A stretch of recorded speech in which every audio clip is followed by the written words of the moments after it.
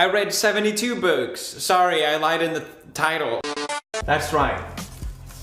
In 2018, I read 72 books. Here in my garage, and this is all my knowledge, and the other dead memes. 28-year-old man discovers books is a thing. It's the end of the year and I wanted to make a sort of summary and talk about some of my favorite books that I read this year. And I also wanted to make this book to hopefully inspire you guys or more people in general to read as well. The percentage of teenagers that read for fun is at an all-time low. Let's change that. Oh yeah. The reason why I started reading was because I made actually a New Year's resolution. So I thought, okay, well maybe this could, you guys can pick the same resolution. Maybe you guys have the same problem as I had, which is that I kind of have a problem with finishing things.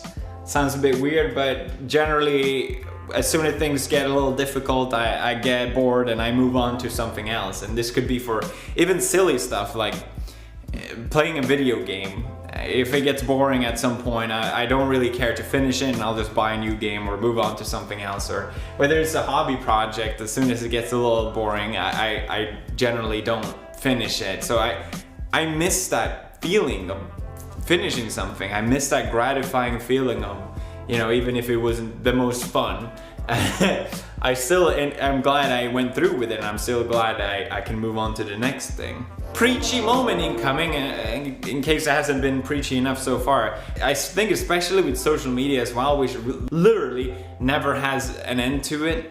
It's just something that keeps going and going and going and going. I wanted to have that feeling. So I said that my New Year's resolution was gonna be that no matter what I do, I'm gonna finish it.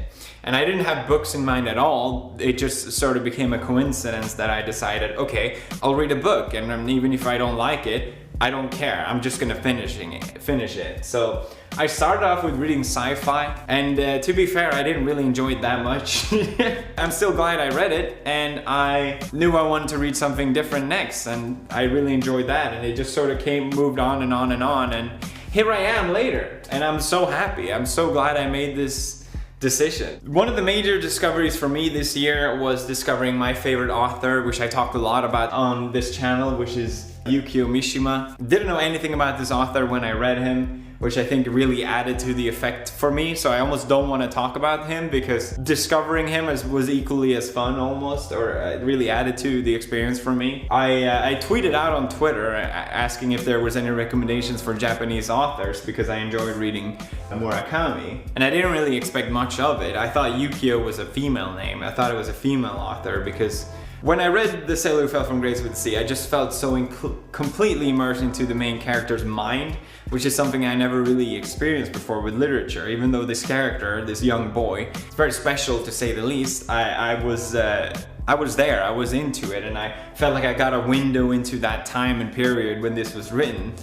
And that really is why I was so drawn to his literature. Afterwards, studying the book, learning about Yukio Mishima's life, you sort of learn more about the meaning, the symbolism, and the ideas that motivated his work, which makes it even more interesting.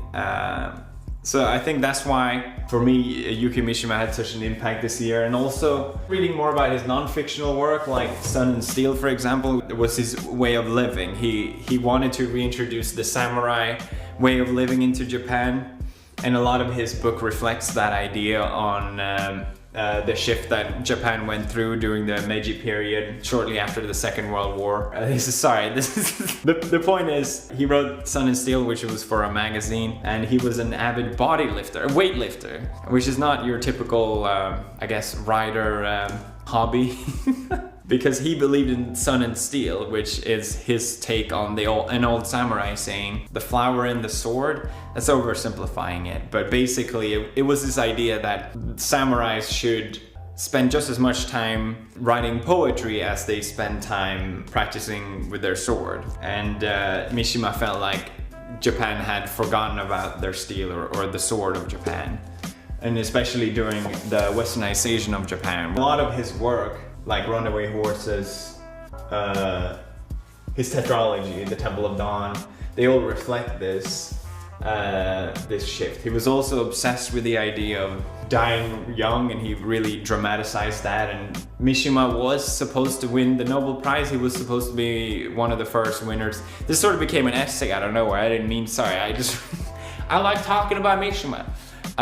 He was supposed, because it's very interesting, he was supposed to win the Nobel Prize, but he was kind of a misunderstood character and still fairly young to receive such an award. So he got snubbed, and he went to one of his peers instead, and I think twice even he was supposed to win the Nobel Prize. It was sort of taken that, yeah, he's still young, we don't really know who he is yet, so when he gets older he will probably get the award. But for people who know about Mishima, he never made it that far. So very fascinating author. His life is equally as fascinating as his work. So that has been one of my favorite things that I discovered this year. Just reading his books, I absolutely loved it. I read his tetralogy. I read some of his, I guess, more weird stuff. His short stories. There's so much great work from him that I feel I enjoy every page that I read. The second thing that I really enjoyed discovering this year, which is something that I never thought I would say, which is Buddhism. That's right, everybody. I think a lot of people can benefit from Buddhism. Not from a religious standpoint, but just, I think if you embrace Buddhism as a philosophy, there's so much to learn. Especially for me, I think with the ideas around self-control and why you shouldn't indulge in self-destructive behaviors is something that I really benefited from, and it's something that I never really was taught. So I'm really glad I read this book. I picked it up on a complete whim, and the sun came out of nowhere and I'm getting blasted like an inferno. Jesus Christ. I find it interesting because a lot of its ideas on why you shouldn't indulge in self-destructive behavior sort of correlates to another book that I read. I've talked about it before, which is Man's Search for Meaning by Viktor Frankl, who's a Holocaust survivor. He survived, I think, 2 or 3 concentration camps. And he made the observation that the people that, you know, started smoking or did these self-destructive things on the camps were the people that had kind of given up on in general. And these were the people that would soon after, obviously not for everyone, but would pass away because they lost their meaning, they lost their grip, I guess you could say. You know, here I am, privileged little Swede boy.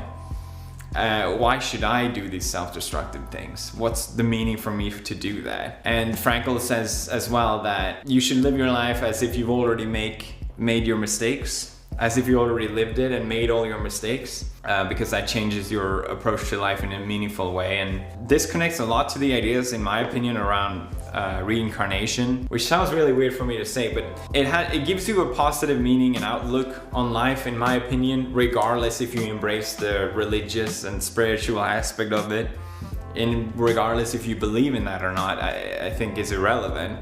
Or at least, actually it is relevant, but it doesn't really change anything. It doesn't change the outcome, I guess you could say. If you have a meaning for something, you can go through any suffering, and Buddhism treats life as suffering. This became very weird. What was my final point? Life sucks.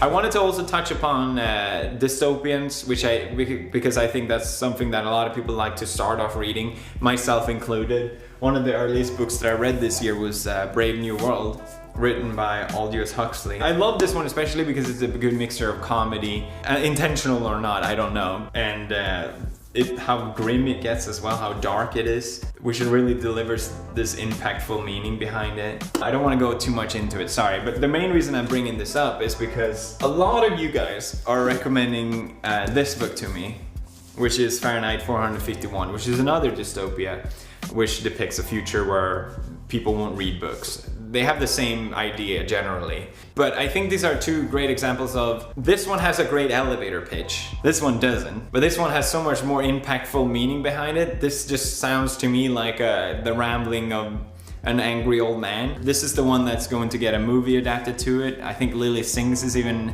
acting in it, so it's gonna be great. Got it! Got it! Media and government-controlled information versus information in the media today. I'd say pretty identical. Just go on any social media website and you'll see that there's 2 sides to every story, and everyone You literally just sound like a crybaby and an idiot, which you are, Lily Sings. It's so bad. This book is so terrible. I think it's a perfect example of a book that's, the moral is the core center of the novel.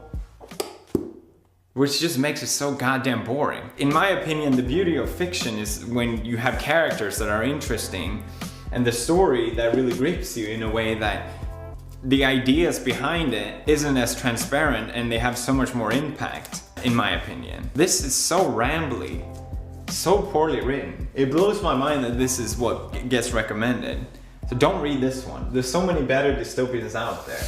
Whenever you go as well on the top rated books on online and you see what's popular, a lot of it is self-help book, which is fine. Obviously they have a purpose and there's a lot to learn from that as well, but I would really emphasize that read fiction. There's really no better way to get the meaning behind something, in my opinion, instead of just getting it spoon-fed to you. And I hope that more people get into reading fiction as well and don't just read non-fiction, because I know I have a lot of younger guys watching me, and I know younger guys generally tend to stray more towards non-fiction instead of fiction. But you're missing out, okay? Did it just get extremely dark in here? God damn it. I think that's all I wanted to say. I could probably ramble on a lot more. Thank you for listening so far. I really hope this inspires more of you to read as well, because I had a lot of fun this year. And I also would recommend to start small and also maybe set a goal for yourself. I think